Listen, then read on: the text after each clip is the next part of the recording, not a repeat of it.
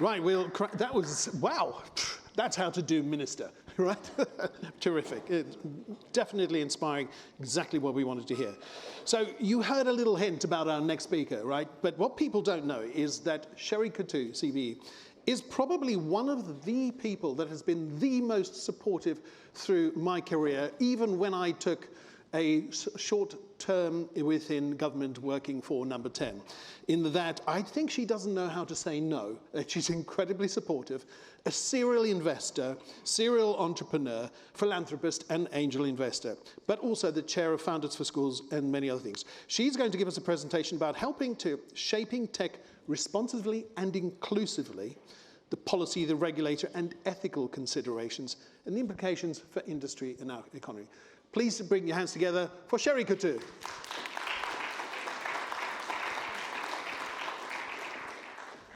Great to see you. Thank you. Hello. I wasn't sure when Lord Dominic was talking about being an investor was good or better than being an entrepreneur, and I say that as both an entrepreneur and an investor. So I wanted to start, I wanted to start thinking about what can we do to boost the economy, economic growth. I wanted to come back to the education point that we were just talking about, not just with regards to school, people in formal secondary education or primary education. I also want to think about what we're doing at university and also as adults, how we learn. It's not like we stop learning when we finish our formal education, wherever that happens to be. So I thought I would do it sort of by way of a case study, because it's easier for me to do that. And I'm going to talk a little bit around superpower, but I'm going to try to talk around at the same time as how does this leverage an ecosystem? What parts of the ecosystem does it leverage? And by the way, how do I tell time? Who's going to tell me when to shut up? Okay, got you. Thank you. Being briefed. Who does it involve pulling what levers? And as an entrepreneur, if you try to do it on your own without pulling the lever of perhaps the government, perhaps a regulator, perhaps policymaker, then it's going to be a lot harder for you to do. I do want to focus on the most important thing according to scale-ups. And I'll come to talk a little bit about why we should listen to scale-ups, perhaps more than anyone else. And what they say now, again, we've been surveying them now for 10 years, saying what's most important to you? What barriers do you need to have removed from in front of you in order for you to grow 10x in the next 5 years, say? And consistently, they've been saying that there's a really big problem with access to talent. And that is what happens in our schools. And universities. And the second thing that they talk about is leadership development. How do I develop the humans who work for me and myself fast enough to be able to do what I need to do when actually I have no idea? I'm being asked to do new things every day and I haven't done them before and it's not written in books. So how do I do that? Exports, very much related to what we were just talking about. Super important. Finance, the fourth least important thing for stimulating economic growth. A little bit counterintuitive, but it is. And if you don't have at least the first two, then you might as well give up on getting a return on your investment. And I guess that's my investor hat going on there for a moment. We first got to know each other, I think, around SVCT UK, and then also around the Scale Up report, which was born out of the government using its convening power. And I think, the government saying, I'm here from the government, I'm here to help you. Helping by convening is hugely important. And they were convening a bunch of people from the industry. And they thought that one of their policies was stimulating economic growth.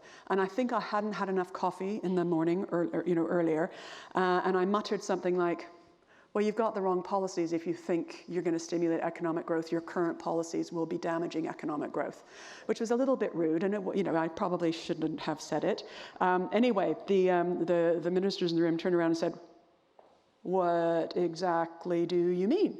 And I went on to explain how, in a tight labor market, if you were encouraging things to start up and the next startup competition and this and that, and you weren't allocating resources capital to the portfolio, those businesses that were already growing, then you were damaging the ability of the ones that were already scaling to continue to scale. So there's a direct relationship between policy and economic growth and the tech ecosystem. So we wrote the report. The report talked about unlocking value in a number of different ways. We said the best thing the government could do would be to celebrate scale-ups. And if they did that, the economic value that would come would be 1.4 trillion over a 10-year period. And that was if we only increased the percentage of scale-ups in the economy by, I think it's sort of 5% or something like that. Now, the really cool news is that we just released our 9th report for the Scale-Up Institute, which was born out of this report that was commissioned by the government. And since 2017, the visible scale-ups in our economy, that is companies growing at least 20% per annum for the last 3 years, that are already at 10 billion in revenue, those have increased since 2017. Can't remember what happened after 2017, but since 2017, those have increased by 164%. Which is really great. Now, other parts of the economy are not thriving quite as much, but making sure that we have policies in place and that we together are focusing on the things that are working and making them work more and grow for longer is really important. And I'm really encouraged by that. And I think one of the things that that report did, and one of the things that Transform Base and Edenbase are doing with your focus here now, is focusing on rolling out things that work, that are important, and thinking in a systematic manner and not leaving us alone. The other thing that I think I've sort of learned from that is pulling lever alone doesn't work. With a community, you get 100x the returns. Not 10%, not 20%, but 100x. So the cost of creating a job costs hundreds and hundreds and hundreds of pounds if you try to do it on your own, be you a government person, be you a startup, whatever you happen to be. If an economy comes together, if a community comes together and focuses on helping and removing the barriers, then it goes down to less than the price of a coffee. So we should all bear that in mind. The cost of collaboration is very low. The benefits are incredibly high and far higher than you might otherwise expect. So I am going to talk a little bit about Superpower. Superpower would not have existed were it not for that government back in 2013 convening that meeting. So the convening power, beautiful. The reason that this company called Superpower has come about is because at that point I was author, I was an angel investor, I was an LP in a number of venture capital companies. Having sold a company that I had created in 2000, it was a Canadian unicorn. Didn't quite make a US dollar unicorn, but I made a Canadian unicorn, and as a Canadian, I felt that was a fine thing. Most recently sold for 1.5 billion pounds, and most recent profits posted was 100 million of the first, actually it was the second company that I had started up. But so after sort of exiting that, or you could say, after exiting that, carried on investing, being an author. I had 3 young kids. I really wanted to spend some time with them. And so I didn't want to any longer be a CEO, because actually I was pretty exhausted. I was pregnant, 5 months pregnant with my second child when I floated the company on NASDAQ and London, which was 33 times oversubscribed. Don't recommend it. Definitely was hard. And I think my husband is a saint, still the same one, yay. And he's a very patient man. Anyway, that sort of did that. So what I found out after writing this report and doing quite a lot of things in policy was that I started to sort of get that itch again. And I don't know if I was really expecting to start up anything again, but I have actually since then started up quite a few things. So Founders for Schools was 2015. It was born in 2015. It's now just celebrated its 2 millionth encounter between entrepreneurs and school children. Kind of cool. We started up Digital Boost during the pandemic. That was to help small businesses access mentors so that they could not go bust, because they needed to really rapidly upskill as adults on digital skills. And we kind of set up an arbitrage between, a different use of the platform of Founders for Schools, but we allowed it to be used for small businesses. And instead of teachers being the conveners, the leaders of small businesses were the conveners, and they were doing it on behalf of their employees who they had underinvested in training, learning, and development. Now, something that I found was absolutely horrified, and actually we were approached by BCG to say, can you tweak your Founders for Schools platform a little bit and make it do something for small businesses, because we're really worried. It's like, why are you really worried? And they were worried because they knew that in professional services, per head per annum, the investment was £5,000 to £7,000 in upskilling them, and they, as employers, found themselves the educational institutions. Cool. And then they asked the question, well, if you're a small business, what's the spend in small businesses on digitization and digital upskilling of their staff? And the answer is pretty stark. It's between £50 and £150 per head per annum. So if you think there's the gulf in the investment becomes quite large. And I became alarmed with that. So we did a tweak of the platform and bore something called Digital Boost, and that was kind of fun. A couple of years after that, we started up it's now called Superpower. It then was called Workfinder, but we found that nobody actually wanted to find work. But they did want to find superpowers. They did want to flex their superpowers. So even though I'm not a marketeer and I'm definitely more comfortable with algorithms, we called it Superpower. And it addresses the first two problems that our economy has before finance. And again, that is the ability to upskill your humans who work for you, and the ability to find people, if you can't upskill the humans who are working for you fast enough, the ability to find people who have the right skills. And instead of turning to educational institutions who don't seem to be able to respond quite as fast as we might want them to, we turned to some of the other global platforms and picked and chose the right ones and really used AI. And what I like about Founders for Schools is it uses AI. It recommends to teachers, people from this industry and that industry, to go talk to the kids in their schools. Now, we don't usually talk a lot about AI because teachers really don't have any appreciation, or certainly when we started out didn't have that. But that is exactly what we do. And it's more machine learning. It's it's this industry is important, this industry is important. Oh, by the way, we have noticed that there's a bias in your previous choices. And what we found is, left to their own devices, accidentally, inadvertently, the teachers were choosing just men. And so what we did is we played around with the algorithm, and in the menu for the teachers, we have 50-50 male men and women. And so they at least have a balance in their dashboard. Now, if they choose all women, we let them know that they may be displaying inadvertent bias towards women. If that's their intention, that's okay. If they inadvertently choose men, we also let them know about that bias. And that little alert changes their behavior, makes us all more human, helps them in a non-creepy way to do the right thing. That algorithm, which is absolutely biased, we've pulled over into Superpower. And Superpower was created to help scale-ups grow. The first one was created to allow every child in the country to understand that enterprise is a beautiful, beautiful career, and that it rewards you and your community in extraordinary and unexpected ways. And we wanted children from the age of 6 to understand this. Teachers didn't know how to reach out to us type. So we thought, well, we'll create a platform. And we'll tell all the parents to let their teachers know that they can actually get entrepreneurs in. And again, that seems to have worked. Now there's a clicker here, isn't there? So if we turn forward to Superpower and adults, I learned about adults after Founders for Schools because BCG, a large professional services firm, reached out to me. Now the trick there is the fellow who reached out to me had been a mentor in the school. And he had made the connection that we could do some extra stuff that I hadn't done it. So that's one entrepreneur sort of saying, you should do some stuff. So that's also what I think about transforming our communities and relationships. The importance of relationships, long-term relationships, is people will often nudge you to do cool things, which is quite fun.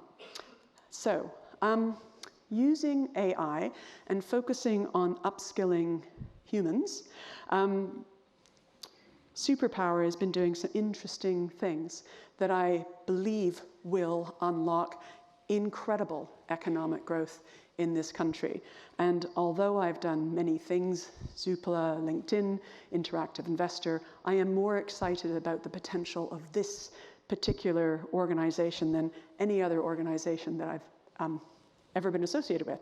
So it's kind of neat. On the bottom, as members use the services, they are tagged for their skills and their preferences. Now, humans can only hold maybe 40 things in their head at any one time. People like Notion there, at the moment, the system has tagged her for 2,200 different skills. The other thing is you've got the lady there from PayPal, and the interesting thing there is that we can tag her by industry, by growth rate, by the role that she's posted, and we can do an instant analysis between the skills of somebody who may be a potential applicant and what the skills are that she, that the recruiter needs, which means that you can get at least 100 times more accurate in matching than in any old system. Now, we thought, well, of course you can do that, and you can do that.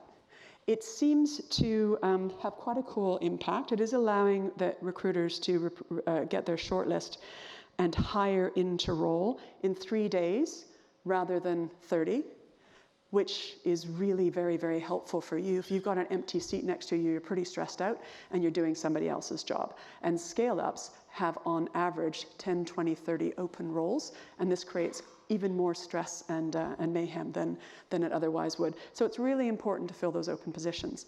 Now, if we think back to now, who knows how many applications an average person has to make in order to get an interview or a job?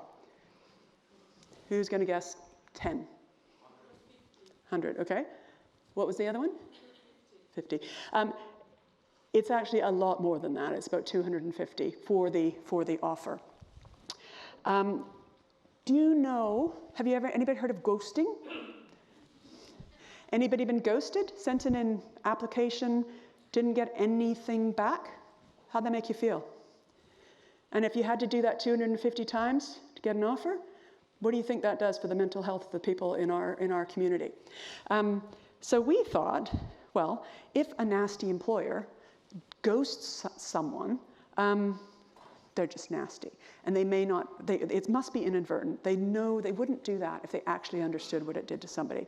So we use AI to trigger alerts. We give them a little bit of notice to say, those people have applied, you haven't answered yet, and you've got 48 hours to answer, and if you don't, we're gonna get back to the person who applied, and we're gonna give them a diagnostic between the skills that they have and the skills you were looking for and the skills with the people that you took forward, and we're gonna recommend them short courses so that they can acquire the skills that they need, so that the next time they apply, it works better for them. And that's really easy. If you do skills-based hiring, it's super simple in order to be able to do that.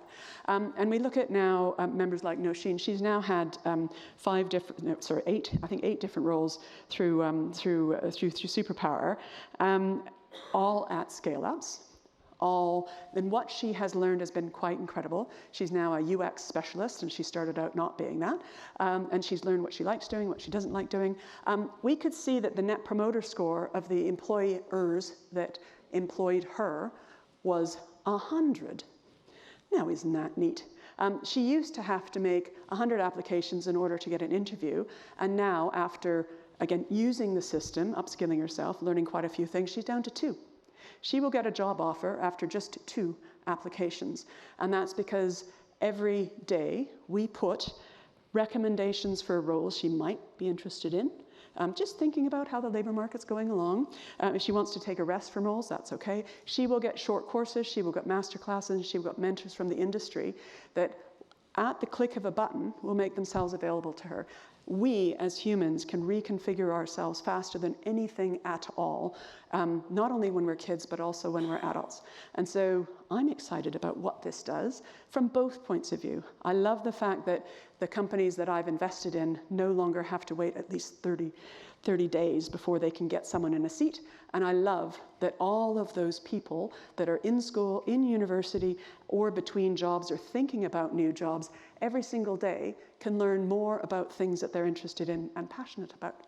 And I think that's going to stimulate economic growth more than anything, although I am quite excited about the release of pension fund money into our industry as well. But I think this will do a lot. So thank you for listening to me, and thank you for having me, and thank you for everything you do. So if you wouldn't mind just waiting with us just for a minute, Yep. please have a seat. We're just going to ask you to wait with us just for a minute. The reason is that Gigi, please join us on stage. Hello. Yes, definitely for Gigi. Okay, what's going to happen now, Gigi? Yes, thank you so much. Tell us when. We're going to go into breakout. And I'll put. Okay. We're getting all this information here on stage, amazing insights, amazing knowledge, and as you know, we want to hear from you and make sure that you go dive deeper into these topics and participate in discussions. So we have now, you're going to run 2 deep dive sessions, one of them on tokenization, understanding digital assets, how they're working, how they can help us create a better financial system, and then another deep dive in Hall 2, that's on emerging technologies and how they can help us transition from a fossil fuel-based energy to a no-carbon energy system, a more sustainable, prosperous future. So we have 2 collaborate sessions. These are facilitated roundtable discussions with expert moderators who are going to set the scene. One of them is going to be on how can we use AI in service of becoming better human. That's going to be more of an interactive debate where you also debate with the moderator. The other one is on AI safety, risk, collaboration, and action. And after these sessions, we're going to a coffee break so you can freshen up for the last round of sessions, because we're going to wrap up today with our initial takeaways and see what we have to do collectively looking ahead. So to be back in here by 4:10, please. Yes. Is that right? Yeah, 4:10. We know you love talking to each other, but we love you also, talking to each other. but we also want to make Deals are sure that done when you people hear. talk to Deals are each other. done. Yes, yes, yeah. Please put your Perfect. hands together for Sherry Coutu. Thank you. Thank you so much. Thank you. Is that